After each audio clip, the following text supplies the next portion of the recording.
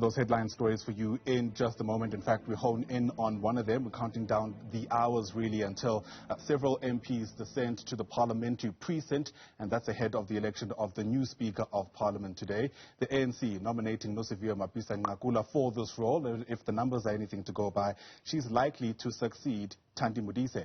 Acting Chief Justice Raymond Zondo giving the go-ahead on the rules of the election process. In fact, he appointed Western Cape Judge President John Shope to preside over these proceedings. What else should we think about? Well, let's bring in our politics editor, Sbu Ngalwa. He's live to us from a stone throw away from the precinct itself, actually.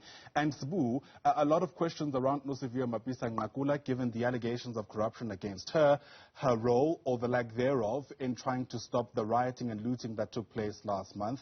I wonder whether or not we're at a stage where we should start speaking about speakers of parliament resigning from their party before taking up that position, given how important it is for the running of parliament as an institution. Well, I mean, that sounds like actually a plausible argument, given the role of a speaker. Now, in terms of the Constitution, Section 52 of the Constitution, it stipulates that the speaker must be elected from one of the members, which means that before they are elected as speaker, they ought to be a member of parliament, and the only way you can be a member of parliament is through a party which would have nominated you and would have earned that seat to parliament. But I guess then the question can still be raised, and I'm sure it's for the legal experts to also weigh in terms of the desirability of having that to prove the impartiality of the speaker. But I would argue, though, Ayanda, that in the case of Sbu Ngalwa, sometimes we are told, or sometimes it is often said, that you should not change the rules to suit a certain or a specific situation. And in this instance, it would be changing the rules because of the person. There are questions around the person of Sbu Ngalwa. Because if you recall, just recently, the now Minister of Defense, who was the Speaker of Parliament, those questions, she was seen as someone who is a leader of the National Assembly, who actually commanded respect across the political spectrum. So in terms of her being seen as a firm hand and as an impartial executive authority of parliament, those questions did not arise. But also, more importantly, her role as a leader, regardless of the party she came from, did not arise. There was that decorum in terms of the integrity of parliament. You would argue that Thandi Modise had succeeded in that regard, which then brings us to the question of Sbu Ngalwa, whether she passes that test. Obviously, because of the number of questions that have been raised around the candidates, and the fact that even parliament itself still has to do an inquiry into the failure of the security services to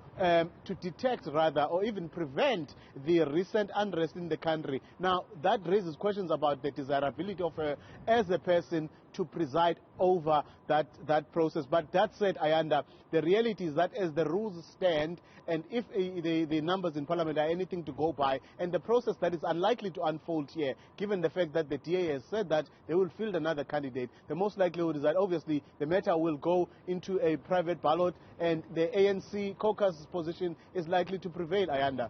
Okay, you speak about investigations into the rioting. Very quickly then, Sbu, we're also learning about investigations into Sbu Ngalwa's conduct by Parliament's Joint Standing Committee on Defence.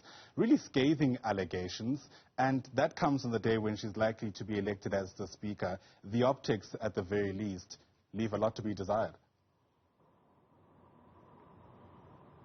Certainly, Ayanda, and I guess it goes into the heart of the very issue you raised with the previous guest around the kind of candidates that the parties send to Parliament. And it goes into the heart of the issue that came up at the Zondo Commission, where the Parliament as an institution is not taken seriously by the parties, particularly the ANC. And I say that it happens across the parties, but particularly by the ANC, where in the past you've seen someone like a Pretty Club. A Pretty Club is someone who's known to many people as Mam Kize, who was made a member of Parliament by virtue of her merely being someone who was protesting in support of the former President Jacob Zuma. And her record in Parliament showed in that she contributed nothing to the institution and Parliament. Also, given the age profile, I'm not being ageist here, the age profile of some of the members, it tells you that there is no interest in the parties in ensuring that Parliament is a robust institution that is able to carry out its constitutional and institutional mandate of being lawmakers and also being able to hold the executive to account. Those are the questions here, Ayanda, that we must continue to ask ourselves, and particularly as the voters in South Africa, that they must ask themselves as they go to the ballots.